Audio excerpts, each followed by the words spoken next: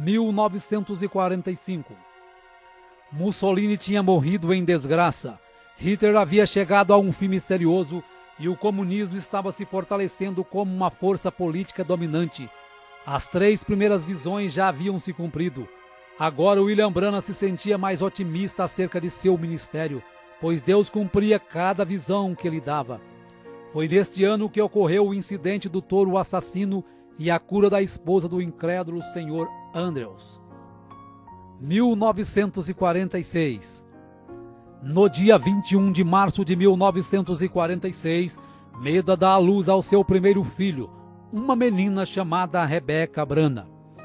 Nesta época, todos os ministros o criticavam pelos incidentes que haviam ocorrido na sua vida.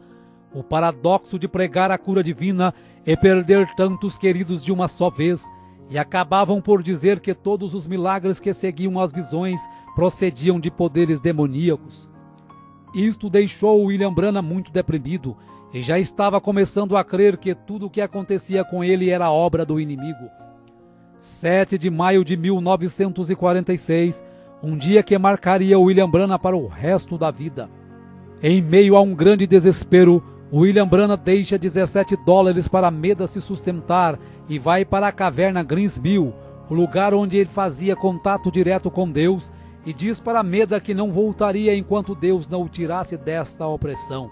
Após muito clamar a Deus, um anjo lhe aparece e o comissiona dizendo que Deus irá enviá-lo para levar ao mundo um dom de cura. Para que as pessoas pudessem crer nele, era necessário que ele fosse apenas humilde e sincero, e seria-lhe dado 2 sinais como foi dado a Moisés. O primeiro seria que, ao pegar na mão direita do enfermo com a sua mão esquerda, poderia detectar a presença de alguma enfermidade. E o segundo seria que, por meio de uma visão, ele diria até os mais profundos pensamentos e intenções dos corações. Assim sendo, todos terão que crer. Em seguida, o anjo lhe mostra através das Escrituras que Jesus em seu ministério discernia os pensamentos e intenções dos corações e curava os enfermos. Enquanto isso, os homens religiosos chamavam isso de obra de demônios e chamavam-no de Beelzebu. Quando o anjo se foi, o irmão Branham retornou para casa convicto de seu ministério. Em um domingo, quando entrou à sua igreja, ouviu aos irmãos cantando "Somente crer". Quando sentiu a presença do anjo se aproximar, percebeu que este estava destinado a ser o seu hino tema. Passado alguns dias, William Branham procura o Dr. Roy Davis para contar acerca da sua comissão, e novamente o Dr. Davis diz que ele está apenas cansado e que foi apenas um sonho. Mesmo com a falta de incentivo, o irmão Branham estava determinado a seguir a comissão do anjo. Neste ano ele começa a exercer os sinais que a ele foi dado pelo anjo. Pessoas começam a procurá-lo para serem curadas. Através do primeiro sinal, do pegar na mão direita da pessoa enferma, curas e milagres começaram a acontecer. Um dia, o pai de uma criança curada por William Branham o convida para uma semana de avivamento e cura em St. Louis. E durante as reuniões em St. Louis, o irmão Branham fazia a chamada de altar para as pessoas que estivessem enfermas recebessem a oração da cura. No término da semana, os ministros de St. Louis estavam perplexos ao verem tantos prisioneiros serem libertos, câncer desaparecer, tuberculose sumir, surdos ouvirem, cegos verem, aleijados andarem, e por isso pediu para que o irmão Branham ficasse mais uma semana. Após 11 dias de cultos, o irmão Branham teria tocado e orado por mais de 1000 pessoas. Fisicamente, o irmão Branham estava esgotado, porém realizado por ter feito o que Deus lhe pedira, se dedicar por tempo integral ao ministério. Não muito tempo depois de chegar de St. Louis, um telegrama chegou do reverendo Adams de Arkansas, o convidando para uma campanha de cura por uma semana na sua cidade. Em agosto de 1946, William Branham estava em Camden, Arkansas, em um ginásio escolar. Na primeira noite, a coluna de fogo desceu sobre o irmão Branham no ginásio, operando curas, fazendo pessoas correrem, gritarem, desmaiarem. Um fotógrafo capta o momento em que a coluna estava sobre a cabeça do irmão Branham. Após uma semana de cura, teve que sair escoltado pela polícia, pois a multidão não o permitia nem andar. Após Camden, William Branham fez uma campanha de cura de uma semana em Pine Bluff e logo depois vai a Little Rock, a capital do estado de Arkansas. Do verão até o outono de 1946, William Branham pregou através de Arkansas sem parar, sem tempo para descanso. Eram comuns reuniões acabarem às 3 horas da manhã, e após os cultos, quando o irmão Branham exausto começava a cochilar, o telefone tocava, e do outro lado da linha uma pessoa enferma precisando de oração, e mesmo a quilômetros de distância dali, o irmão Branham nunca desprezou nenhum pedido de oração, indo até o enfermo e fazendo a oração da cura. Uma campanha de 8 dias em Jonesboro reuniu o maior número de pessoas que já haviam assistido um culto com o irmão Branham. Uma estimativa feita pelo jornal calculou 28 mil pessoas. O irmão Branham faz uma declaração valente que pretendia ficar ali no púlpito até a última pessoa enferma passar pela fila de oração. O primeiro dia e noite passaram, e o irmão Branham apenas tirava algumas horas para se deitar atrás do púlpito para cochilar, e quando acordava, a fila de oração ainda estava aliada, com o próximo enfermo esperando sua vez para receber oração. William Branham tomava suas refeições do lado do púlpito, assim ele podia continuar orando pelos enfermos o dia todo. Muitos ficavam dentro do auditório dia após dia, apenas enviando alguém para trazerem sanduíches quando tinham fome. Após 8 dias e noites orando, o irmão Branham se encontrava tão exausto, tanto física quanto mentalmente, que ao se deitar não conseguia adormecer. A fila de oração continuava crescendo cada dia mais, e já estava maior do que quando começou no primeiro dia, porém ele não conseguia continuar ali nem mais uma hora. Após 3 meses de campanha, William Branham volta para casa com 9 quilos a menos. Quando chegou em casa, havia aproximadamente 200 pessoas o aguardando, pois em todas as reuniões ele deixava seu endereço, para que quando alguém precisasse de oração, viesse até Jeffersonville em sua casa. Orou por estas pessoas até 2 horas da manhã, mesmo quando tentou dormir, carros continuavam chegando à sua porta por toda a noite. 1947. Embora não recuperado totalmente de seu esgotamento, em fevereiro de 1947, longas campanhas continuaram com oração pelos enfermos, sendo registrado aproximadamente 2.500 pessoas recebendo oração por dia. Passou por Louisiana, Texas, Arizona e pela primeira vez em Los Angeles, Califórnia. Em uma destas reuniões na Califórnia, ao curar uma mulher com câncer, em seguida seu esposo manda alguns rapazes levar um cheque de $1,5 milhão para William Branham, que mesmo vivendo em meio a uma grande pobreza, decididamente o recusa, pois quem havia curado sua esposa não era ele, e sim Jesus Cristo. Em todas estas reuniões, os irmãos Jack Moore e Hugh Blow o acompanhavam de perto, carregando o irmão Branham praticamente inconsciente da plataforma e o levando para os hotéis. Jack Moore estava exuberante com esse ministério fenomenal, então viaja para convidar Gord Lindsay, um editor de uma revista, para presenciar também tamanhos milagres. Em abril de 1947, pregou em Phoenix para pessoas que tinham como língua o espanhol. Foi a primeira vez que prega com um intérprete. Em maio de 1947, após um culto de cura, ao dividir o quarto com Billy Paul, de 11 anos, o anjo de Deus aparece ao irmão Branham numa madrugada. O irmão Branham pede permissão para que Paul o veja também. Então ele acorda Billy Paul para ver o anjo que sempre está ao lado de seu pai. Ao amanhecer, o irmão Branham olha pela janela do hotel e vê caminhões carregando cadeiras de rodas, macas e muletas acumuladas do culto de cura da noite anterior. Nesta noite o anjo lhe repreende, dizendo que ele estaria confinando muito o dom de cura para realizar milagres. O anjo queria dizer que o irmão Branham procurava sempre realizar um milagre para levar as pessoas a crerem na cura. Na última noite de uma campanha em Calgary, enquanto o irmão Branham estava meditando, o irmão Jack Moore inicia o culto contando as dificuldades financeiras de William Branham, de como sua esposa Meda e seus filhos vivem em uma casa precária, com portas mal vedadas e sem água encanada, e de como ele não media esforços para viver em função do ministério e das pessoas necessitadas. Então ele dá uma oportunidade para os irmãos darem uma oferta de amor, que seria exclusivamente para comprar uma nova casa para William Branham. Quando o irmão Jack Moore vai entregar o valor arrecadado para William Branham, ele ainda rejeita, mas pela insistência e não ser possível mais devolver o dinheiro, relutantemente ele aceitou a oferta. 1948.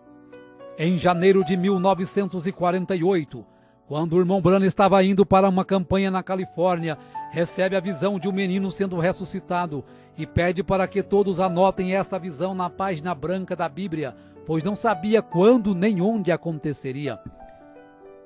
Nesta campanha ele fica conhecendo Fred Bosworth, pregador de cura divina há 40 anos, agora com 71 anos de idade, e este passa a ser o coordenador de suas campanhas.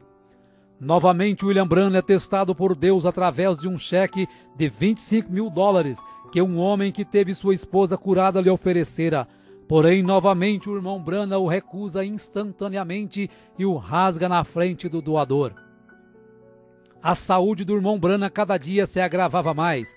Estava com dificuldades para dormir, seu peso havia caído para 45 quilos, seus olhos afundaram, sua aparência se empalideceu, e por isso desmarcou todas as campanhas que estavam marcadas naquele ano, pois os médicos diagnosticaram que ele estava com exaustão nervosa e dependia de muitos dias de repouso. Ele começou a perceber que não podia fazer como estava fazendo, com longas filas de oração até a madrugada ou virando noites. E assim como o sogro de Moisés o aconselhou a dividir as tarefas, o irmão Branham se maravilhou ao ver na revista de Gordon Lindsay que vários homens já estavam conduzindo campanhas de cura divina através dos Estados Unidos e Canadá, tais como William Freeman, Oral Roberts, Jack Coy, Tommy Osborne. E o que mais o entusiasmou foi saber que o seu próprio ministério foi o que havia influenciado estes homens de uma maneira direta ou indireta. Ele estava então disposto a não continuar jogando toda a carga para cima de si, mas fazer somente o que seu físico permitisse. Percebeu ainda através de uma visão que de 7 em 7 anos de sua vida aquela condição nervosa voltava e afetava o seu estômago. Porém, passado alguns dias, quando estava na varanda de sua casa, o anjo visita e diz que ele está curado daquela acidez no estômago. Após William Branham ter melhorado e ganhado 6 quilos, Aaron Buster e Fred Bosworth, como administradores das campanhas, começam a analisar as falhas cometidas no passado, como reuniões de cura divina terminar nas altas horas das madrugadas, fazendo com que o irmão Branham chegasse a um nível crítico de cansaço físico e mental. Decidiram então limitar o número de pessoas nas filas de oração e, para selecionar as pessoas, concordarem em usar os cartões de oração numerados, que deveriam ser entregues antes de começar os cultos. Desta forma, os administradores podiam monitorar sua força e encerrar o culto assim que eles sentissem que William Branham já tinha orado o suficiente. Em 14 de maio de 1948, Israel se declara uma nação independente, e o irmão Branham rapidamente associa esse fato com a figueira brotando descrita em Lucas 21. 1949. No dia 24 de julho de 1949, o curso da história cristã para William Branham mudaria para sempre. Quando estava pregando para 10.000 pessoas, ele tinha chamado a fila de oração, enquanto os oficiais reuniam 15 pessoas em ordem numérica. Quando chegou a primeira irmã para receber a oração, o irmão Branham já não fez como sempre havia feito nos cultos de cura, segurando a mão direita da pessoa enferma, mas simplesmente começou a ter visões de episódios que haviam acontecido e que aconteceriam com aquela pessoa. A partir de então, ele percebeu que o segundo sinal que o anjo havia lhe dado estava começando a entrar em evidência, que era ver até os segredos mais profundos do coração. Algumas pessoas criam na visão e outras pensavam que era telepatia ou algo arranjado. Numa campanha em Windsor, com aproximadamente 8.000 pessoas, no final da fila de oração, um jovem sem enfermidade tenta desmascarar o irmão Branham. Diz que tem tuberculose e que quer ser curado. Porém, Deus mostra a trama ao irmão Branham e ele diz que a partir daquele momento o jovem teria realmente tuberculose para o resto da vida. Isto leva o jovem ao desespero, porém já é tarde demais. Aquelas visões o enfraqueciam muito, por isso 20 visões por noite já faziam o irmão Branham tremular de fadiga. Milhares de cartas chegavam de vários lugares com pedidos de oração.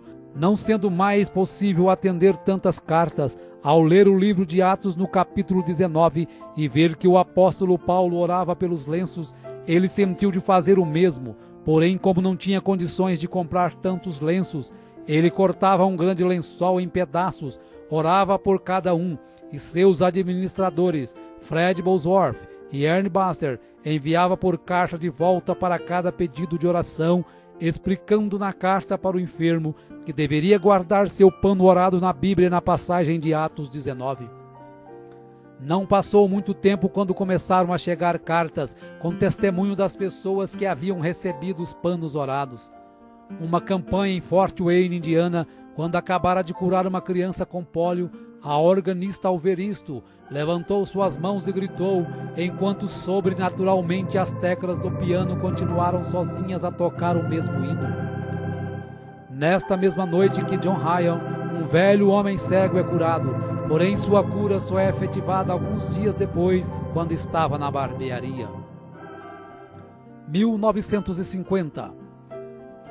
Em janeiro de 1950, os administradores do irmão Branham agendaram uma campanha de 17 noites em Houston, Texas. Embora muitos ministros da cidade contribuíram para as reuniões, Dr. Best, um ministro local, colocou um grande anúncio no jornal criticando o irmão Branham e a cura divina. Dr. Best queria um desafio em público para provar que cura divina não existia. Então o irmão Branham envia Fred Bosworth em seu lugar para o debate que aconteceria no Coliseu Sam Houston, no Texas. O William Branham assistiu o debate em um lugar do auditório disfarçado, e após Bosworth e Best muitos se debaterem, o anjo se aproxima do irmão Branham e fala para ele descer até a plataforma. Era 24 de janeiro de 1950, e o Dr. Best havia contratado alguns fotógrafos do estúdio Douglas para desmascarar o irmão Branham como impostor. E quando o irmão Branham começou a falar sobre o seu nascimento sobrenatural e o dom de cura que Deus havia lhe dado, aquele ralo de luz desceu e pairou sobre sua cabeça. Enquanto isso, os fotógrafos rapidamente aproveitam para fotografar o momento em que a luz estava sobre ele. No estúdio Douglas, quando foram revelar as fotos, todas estavam queimadas, exceto uma, a que tinha o halo de luz pairando sobre a cabeça do irmão Branham. Quando levaram a foto para mostrar a William Branham, humildemente ele diz que se sente muito honrado por Jesus ter permitido ser fotografado ao seu lado. Gordon Lindsay então pede uma análise do negativo da foto e George Lacer, um agente do FBI, conclui que a foto é realmente sobrenatural, sendo posteriormente publicada em várias revistas dos Estados Unidos. Na manhã seguinte ao debate, uma carta de Durban, África do Sul, chega às mãos de William Branham, o convidando para ir orar por Florence Nightingale, que se encontrava com câncer em estado terminal, pesando 22 quilos. Porém, haviam muitas campanhas antes de poder ir à África. No dia 6 de abril de 1950, William Branham, Ernie Buster, Jack Moore, Gore Lindsay e Howard Branham embarcam em um avião rumo a Londres, Inglaterra, para orar pelo rei George VI. Quando desembarca, fica sabendo que Florence Nightingale estava ali também, pois ela havia ficado sabendo da sua passagem em Londres. Após orar pelo rei, foi até o lugar que estava Nightingale, orou por ela e disse que quando Deus a curasse, seria o sinal de que ele deveria ir até Durban, na África do Sul. Porém, o anjo lhe avisou também que havia uma armadilha preparada para ele nesta campanha da África. Em 14 de abril de 1950, William Branham aterrissa na Finlândia para uma campanha. Em 21 de abril, após o almoço, quando estavam descansando, percebe um acidente no qual um carro havia atropelado 2 garotos. Um havia morrido instantaneamente e o outro estava em coma no hospital. Após alguns minutos observando, estavam todos muito abalados, inclusive o irmão Branham. Sem perceber, algo começa a deixar o William Branham inquieto. E quando começa a olhar em volta, pede para que Lindsay e Moore olhem rapidamente na página branca de suas Bíblias acerca da visão que ele havia contado na América. Então começam a folhear a Bíblia e lentamente leem o que eles tinham escrito 2 anos antes. Cabelo castanho, olhos castanhos, entre 8 e 10 anos de idade, pobremente vestido em roupas estrangeiras, desfigurado devido a um acidente, uma terra com pedras sobrepostas e árvores, e percebem que é exatamente a cena que havia sido descrita na América. Então o irmão Branham se sente confiante e corajosamente desafia a todos os homens e mulheres que ali estavam, dizendo: Se este garoto não viver nos próximos poucos minutos, vocês podem prender uma placa em minhas costas dizendo que eu sou um falso profeta. Se ajoelhe durante a oração, aquele pequeno garoto que outrora estava morto e desfigurado se colocava de pé em perfeito. Após alguns dias, cura também a outra criança que havia sido atropelada e estava em coma no hospital. Em seguida, a comitiva Brana vai até a Suécia, depois Noruega e retorna ao Texas. Após um mês no Texas, decide voltar para casa. Ao partir de Dallas, no Texas, fortes tempestades o obrigam a pousar em Memphis e o avião fica em terra por 18 horas, enquanto o irmão Branham sai para curar o filho de uma senhora de cor que havia passado a noite orando. Mais tarde, William Branham recebeu 2 cartas que o tocou profundamente. Uma era do Dr. Roy Davis se desculpando das críticas que havia feito no início de seu ministério. A segunda era de Florence Nightingale, que tinha sido curada em Londres. Ela estava enviando seu testemunho detalhando sua firme recuperação do câncer do estômago. Nos 6 meses que tinham se passado, o peso dela tinha subido de 22 para 70 quilos. William Branham se lembrou da oração que ele fizera dizendo que quando o Senhor curasse aquela mulher, isto seria um sinal para ir numa campanha de cura em Durban, África do Sul. 1951. No dia 19 de março de 1951, nasce sua segunda filha com a irmã Meda, seu nome é Sarah Branham. Em 22 de julho de 1951, quando estava numa campanha em Toledo, Ohio, ao sair para almoçar, o irmão Branham tem a visão do arco-íris de sangue depois de ter condenado aquelas pessoas no bar. Volta e conduz a mulher que estava vestida indecentemente a Cristo. No dia 6 de outubro de 1951, a comitiva de William Branham aterrissa em Johannesburg, África do Sul. Johannesburg estava sendo abalada pelo profeta William Branham. Cada reunião estimava-se aproximadamente 15 mil pessoas.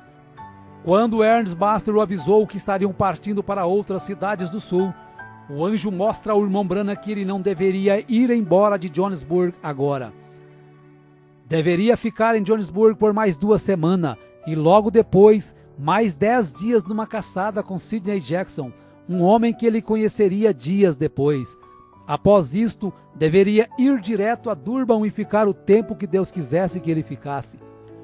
Foram muitas horas de discussão para tentar convencer os coordenadores da campanha acerca do que Deus havia lhe dito, porém de nada adiantou, pois o comitê organizador já havia gastado muito dinheiro nos anúncios e estavam dispostos a continuar um roteiro independente do que o irmão Branham dissesse.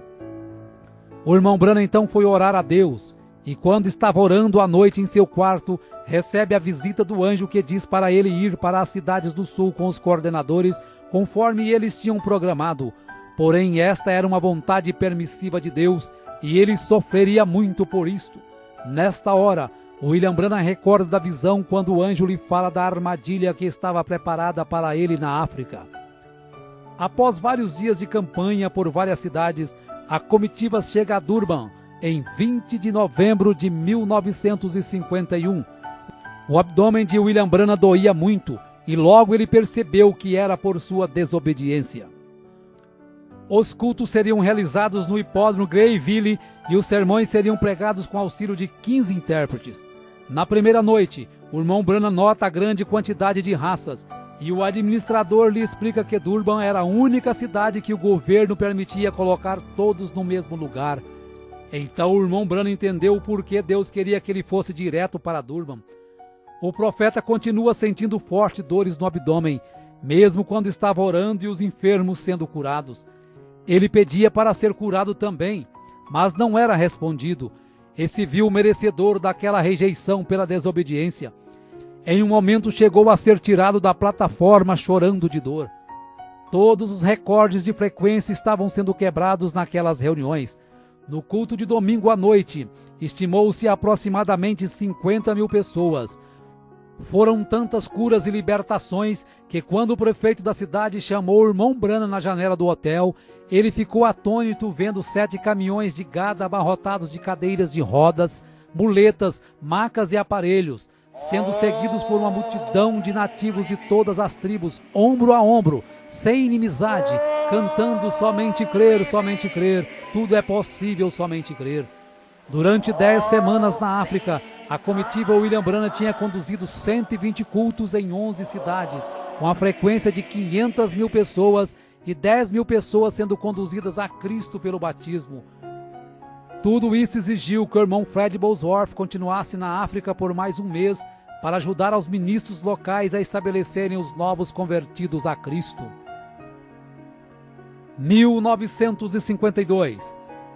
O irmão Branham estava vivendo semanas em um estado miserável com muita dor. Recebe o diagnóstico de uma amebíase invasiva, que era a terceira pior enfermidade que existia. No final de fevereiro de 1952, ele retorna ao médico, que diz que o seu estado está cada vez pior e que se as amebas caírem em sua circulação sanguínea e chegar ao seu cérebro ou seu coração, ele viveria apenas mais 10 horas. Às 3 horas da manhã, o anjo acorda e lhe diz que ele está curado daquelas amebas, pois o preço da vontade permissiva já havia sido pago. O irmão Branham retorna às suas campanhas em 13 de julho de 1952, com 8 dias de cultos em Hammond, Indiana. Em agosto inicia a campanha em Battle Creek, Michigan. Durante esta campanha, o anjo do Senhor se aproxima de William Branham e diz: encerre as reuniões em Battle Creek e vira a Minneapolis imediatamente. Mais uma vez o irmão Branham teria que sair de um compromisso para cumprir a vontade perfeita de Deus. Só que dessa vez ele não desobedeceu a Deus, passando no teste que Deus lhe dera, mostrando o que aprendera com o acontecido na África. 1953. Após alguns meses de campanha em 1953, passando pela Flórida, Arkansas e Indiana, o irmão Branham decide passar o resto do verão descansando em casa. Neste verão, quando estava no quintal de sua casa, é surpreendido por um enxame de abelhas que o teriam matado se não fosse a manifestação do amor divino. Em agosto de 1953, o profeta recebe a proposta do pastor Leroy Cope de Los Angeles para fazer um filme documentário acerca do seu ministério, o qual Cope chamaria de O Profeta do Século XX. Em uma manhã de agosto começaram as gravações. Foi neste período que Billy Paul, com 18 anos, começou a se distanciar dos caminhos de Cristo. Mesmo sendo aconselhado por seu pai, decidiu tomar o caminho errado. Após algum tempo de rebeldia, se encontra na cama de um hospital, quando o anjo ordena que William Branham vá até ele. No quarto do hospital, o irmão Branham avisa que é ele que tem que orar, pois ele que pecou. Após sua oração, ali mesmo Billy Paul é curado e levado de volta para os caminhos de Cristo. 1954. Em setembro de 1954, começou sua terceira viagem além-mar, voando para Portugal. Saindo de Portugal, voou para Roma, na Itália, onde tinha uma audiência marcada com o Papa. Porém, a cancelou logo que lhe foi descrita as formalidades de beijar o seu anel e chamá-lo de Santo Pai. Saindo de Roma, voou até Cairo, no Egito, onde visitou as pirâmides. No dia seguinte, seu entusiasmo havia crescido, pois estava indo para Jerusalém. Porém, quando estava esperando o voo no aeroporto, o anjo lhe diz para não ir, porque ainda não era a hora e a Palestina não era seu lugar. Não seria fácil, mas ele teve que ignorar todos que o aguardavam na Palestina e obedecer ao mandado de Deus. Então ele remarca sua passagem para Atenas, na Grécia. Partindo da Grécia, voou para a Arábia Saudita e dali para Bombai, na Índia.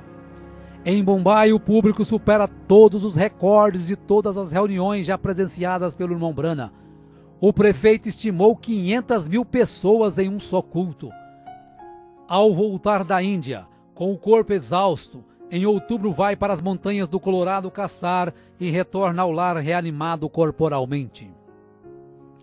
1955. Após 7 anos de evangelismo internacional, ele estimou que 500 mil pessoas tinham aceitado a Cristo como seu Salvador, e não era possível estimar quantos milhões receberam a cura através de suas orações. Já que suas campanhas de cura divina atraíam multidões internacionais, ele sempre pregava sermões simples, esperando minimizar as críticas e aumentar a aceitação. Sabendo que Deus estava lhe chamando para ensinar mais doutrina, em janeiro de 1955, pregou 13 vezes em 11 dias na Igreja Filadélfia de Chicago, Illinois. Vários sermões doutrinários foram entregues e, entre eles, o princípio e o fim da dispensação gentílica. A partir de então ele sabia que seu novo compromisso era passar mais tempo em cada campanha, ensinando fundamentos da Bíblia. Isso, sem dúvida alguma, estava fazendo algumas pessoas se sentirem desconfortáveis. Sob a coordenação de Jack Moody e Hugh Brown e com Billy Paul na distribuição dos cartões de oração, o irmão Branham fez várias outras campanhas, entre elas Phoenix, Arizona, quando teve a visão de Adão saindo do jardim do Éden com Eva por sua própria vontade, e em seguida foi orar pelos índios apaches em São Carlos.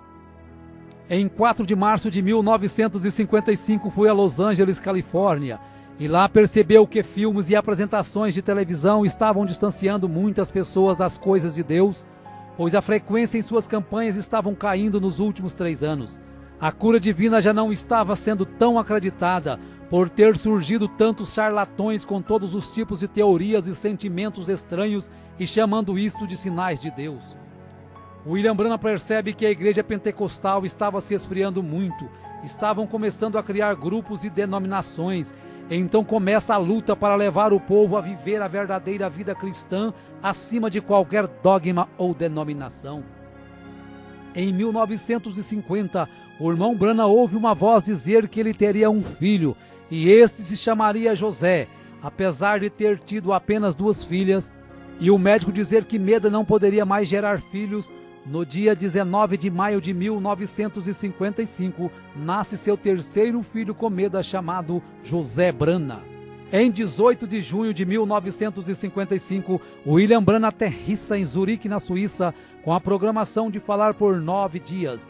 Estima-se 50.000 pessoas que aceitaram a Jesus como seu salvador pessoal durante esta campanha. Após sua campanha em Zurique, William Branham passa alguns meses descansando com sua família e no dia 24 de julho de 1955 prega a mensagem Espíritos Sedutores, pois percebe que os ministros não pregavam contra a carnalidade e alguém tinha que fazer aquilo. Alguns dias depois, cura a gambá que havia sido atropelada e estava parada na sua porta. A convite de um pastor, em 11 de abril de 1955, William Branham e seus coordenadores voam para uma campanha em Karlsruhe, na Alemanha, e em seguida vão para Lausanne, na Suíça. No final da campanha, 40 ministros se ajuntaram para uma entrevista com William Branham no saguão do hotel. Após algumas perguntas, os fotógrafos que estavam presentes, ao perceberem o halo de luz sobre a cabeça do irmão Branham, tiram 4 fotos sequenciais, sem a ajuda do flash, mostrando claramente a mesma coluna de fogo que guiou o povo de Israel na saída do Egito. Após a última campanha do ano em San Fernando, na Califórnia, uma visão mudaria o curso do seu ministério. O anjo aparece e lhe fala de como ele deveria ganhar as almas para Cristo e lhe mostra as 3 puxadas. A primeira foi quando ele tomou as pessoas pela mão e pôde sentir as vibrações de suas enfermidades. A segunda foi o discernimento que lhe permite saber os segredos dos corações. E a terceira será algo mais reservado, não será um show público. Esta visão o deixa muito inquieto e preocupado, pois ainda não sabia o que seria a terceira puxada. 1956. No dia 16 de março de 1956, William Branham, acompanhado de Billy Paul e seus administradores atuais, Jack Moody, Young Brown, Miner Arganbright, voam para a cidade de Tacubaya, no México. 25.000 pessoas lotavam o estádio de futebol em um dia chuvoso, quando uma mãe mexicana com um filho morto nos braços, desesperada, força todas as barreiras humanas para conseguir chegar à plataforma. O irmão Branham ainda tentou colocar o irmão Jack Moore para orar pela criança, porém uma visão faz com que ele ore e ressuscite aquele bebê. Neste ano pregou muitas mensagens na América, mostrando vários pontos doutrinários e sempre lutando contra a decadência moral do seu país. 1957. No dia 29 de junho de 1957, estava pescando com os irmãos Buck Woods e Lyle Woods. Ao fisgar um pequeno peixe que havia engolido o anzol e em seguida soltá-lo ao rio já morto, o anjo fala para o irmão Branham ressuscitar o peixinho. Isso foi para mostrar que Deus se interessa também pelas pequenas coisas. Em outubro de 1957, quando estava caçando, chega um recado que seu irmão Howard, que lhe ajudara nas campanhas, acabara de morrer. Após o funeral de Howard, William Branham vai para Lakeport, na Califórnia, para uma curta campanha. Em um de seus sermões, um fotógrafo tira algumas fotos do seu lado, e na sequência das fotos é possível perceber que sua câmera conseguiu captar a nuvem do anjo do lado direito de William Branham. Em novembro de 1957, o evangelista Fred Bosworth, que foi considerado um pai para William Branham, morre com 84 anos de idade. 1959. Na primavera de 1959, o irmão Branham vai ao hospital orar por Linda Kelly, uma irmã que se desviara da igreja e agora estava entregando novamente sua vida a Cristo. Ela é curada de seu problema, porém após um dia ela morre no hospital. Esta notícia atordoou ao irmão Branham e em um momento de fraqueza diz que Deus devia satisfações a ele. Após 4 meses, ele recebe a visão de um piquenique no ano passado, quando Deus poupou a vida de Linda de morrer afogada, por ela não estar com a alma pronta para partir. Por isso Deus concedeu mais um tempo de vida para ela se preparar. Ao receber a visão, William Branham se entristeceu muito por ter cobrado satisfações de Deus. Então vai até a casa da mãe da moça e conta a visão, explicando que havia chegado a hora para Linda partir. Um dos fardos mais pesados na vida de William Branham em 1959 foi a contínua luta com a Receita Federal, acerca de cheques que ele recebia para as campanhas. Por ser tão pressionado, chega a dizer que não está em casa quando seu advogado, o Sr. Orbison, liga para uma conversa. Imediatamente, arrependido do que fez, vai ao escritório do seu advogado e pede perdão, dizendo que mentiu quando pediu para dizer que não estava em casa. Isto elevou ainda mais a estima que o Sr. Orbison tinha por ele, e apesar de se sentir bem melhor, na manhã seguinte vai ao Greens Mill para pedir perdão a Deus. No dia 8 de outubro de 1959, o irmão Branham estava na mata esperando esquilos, pensando acerca de uma escritura que o deixava confuso, que diz: qualquer que disser a este monte, ergue-te daqui e lança-te no mar, e não duvidar, aquilo que pede lhe sucederá. No momento, uma voz explica a escritura e diz para ele pedir o que quiser. William Branham então pede que 3 esquilos avermelhados apareçam em lugares improváveis de estarem. Quando os esquilos aparecem, ele os mata e leva para comer. No dia 11 de novembro de 1959, o irmão Branham e alguns amigos vão à fazenda dos Wrights para buscar o vinho da ceia. Lá encontra Hat Moser com seus filhos, seus pais e sua irmã Edith, que vivia sob uma cadeira de rodas. Ao contar a experiência dos esquilos, Hat Moser crê no que o irmão Branham disse, e nesta hora o anjo diz para o irmão Branham falar para ela pedir o que quiser, que isso será feito. Após alguns instantes, ela ignora qualquer quantia em dinheiro, ignora sua irmã na cadeira de rodas e pede a conversão de seus 2 filhos, que imediatamente se convertem a Cristo e recebem o batismo no nome do Senhor Jesus Cristo. 1960. No dia 8 de maio de 1960, às 7 horas da manhã, quando o irmão Branham ainda estava deitado, o anjo o levou a ver além da cortina do templo. No momento seguinte, ele estava numa planície e milhares de pessoas corriam em sua direção gritando: "Nosso precioso irmão!" Todos pareciam ter não mais de que 20 anos. Ele ficou confuso, e o anjo lhe disse que eram seus convertidos na terra. Uma moça o abraça, e quando ele diz que não a conhece, o anjo diz que esta era uma senhora de 90 anos que ele havia conduzido a Cristo na terra. Após algum tempo vê Hope, depois o seu cavalo Prince e o seu cachorro Fritz, e o anjo diz que tudo o que ele mais amava na terra estava ali. Quando fica sabendo que ele seria julgado juntamente com seu povo, se entusiasma por saber que o apóstolo Paulo também seria, e tudo que Paulo pregou ele havia pregado. De repente ele estava de volta naquele velho corpo deitado, mas dali em diante sua vida nunca mais seria a mesma. 1963. Em 28 de fevereiro, em Tucson, no Arizona, 7 anjos de Deus em formação de pirâmide compõem uma nuvem sobrenatural, e o irmão Branham, juntamente com o irmão Fred Sotman e o irmão Gene Norman, estavam ali como 3 testemunhas. Diversos observatórios fotografaram a nuvem e a fotografia foi publicada na página 112 da revista Life em 28 de maio de 1963. Em março deste mesmo ano, essa aparição precedeu a abertura dos selos, que ocorreu nos dias 17 a 24 de março de 1963. A revelação dos 7 selos é o que confirmou seu ministério como sendo o ministério do 7º anjo de Apocalipse 10:7 e do Elias de Malaquias 4, 5 e 6. Seu ministério foi marcado por visões, milhares de curas, milagres e maravilhas. Seria impossível estimar a quantidade de pessoas conduzidas a Cristo. Cegos enxergaram, surdos ouviram, câncer caiu na plataforma, tuberculose desaparecia e várias outras enfermidades eram abolidas.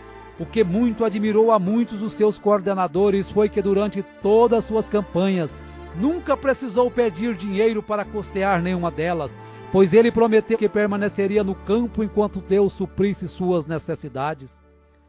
Quando conheceu as mansões que Oral Roberts e T.L. Osborne haviam construído com o dinheiro arrecadado durante as campanhas, se sentiu indigno por ter apenas alguns dólares em sua conta bancária e saber que o ministério destes homens haviam saído do seu ministério. Porém, Deus se aproxima e diz ao irmão Branham: "Eu sou a sua porção." 1965.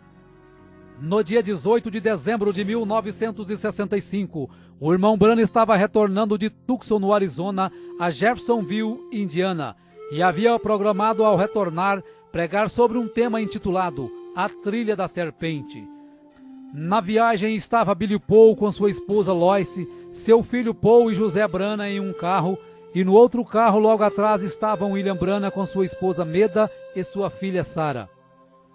Era aproximadamente 7:30 da noite quando o carro do irmão Branham colidiu de frente com outro veículo conduzido por 2 mexicanos embriagados, que estavam dirigindo na contramão e com o farol esquerdo queimado.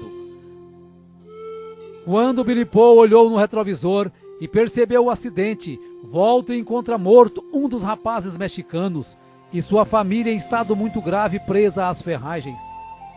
Billy Paul pediu para seu pai falar a palavra e ele sairia daquelas ferragens imediatamente.